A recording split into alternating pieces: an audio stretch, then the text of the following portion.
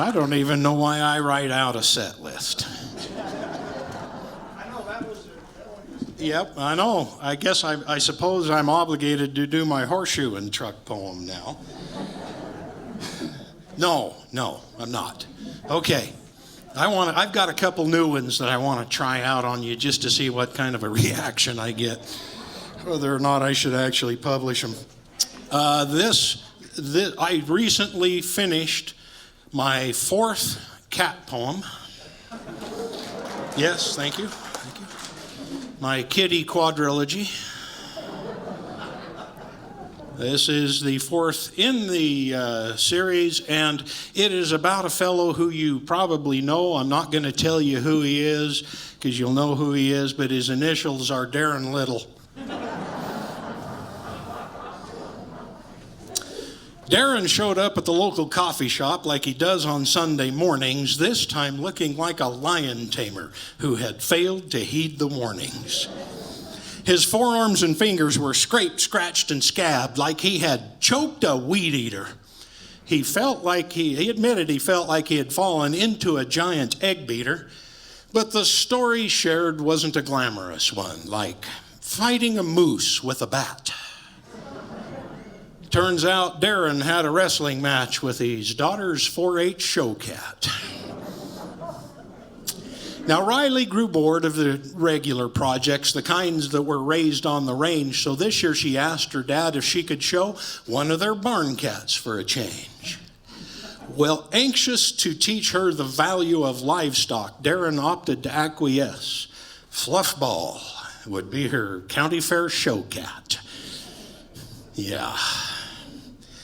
Let's see. Stay with me. I'm hearing a lot of this for the first time myself, so.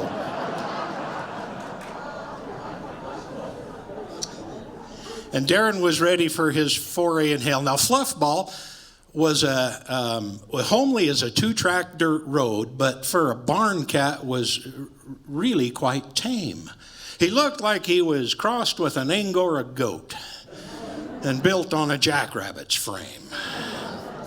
But after a little bit of mama's shampoo and some aqua velva for smell, Fluffball was ready for the county fair show ring and Darren for his foray in hell. It all started out quite innocently until Fluffball succumbed to the shakes. Then it all went downhill like a radio flyer full of fat kids without any brakes. Now, Fluffball was a pretty good mouser, but had never been to town, so when prodded by feline arbitrators, that's when the fracas went down. Fluffball squealed like a bobcat in a gunny sack, and Darren leapt to save his daughter. Logic was obliterated by instinct as he dove headlong in the slaughter. Certain that he could cowboy his way through this, he grabbed Fluff by the scruff of the neck. And while most cats go limp, Fluffball went ballistic, spawning a spectacular wreck.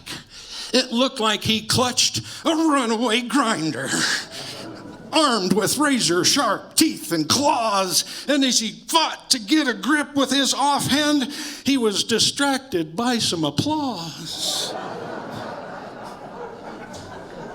A crowd had gathered to witness the showdown. They thought someone was fighting a bear. One kid yelled out, "This is the best entertainment we've ever had at the fair." After agreeing to sign autographs later, Darren plunged back into the bout, applying a feline MMA chokehold, hoping the kitty would tap out. Well, Fluffball decided to forfeit the match. Not till Darren ran out of blood.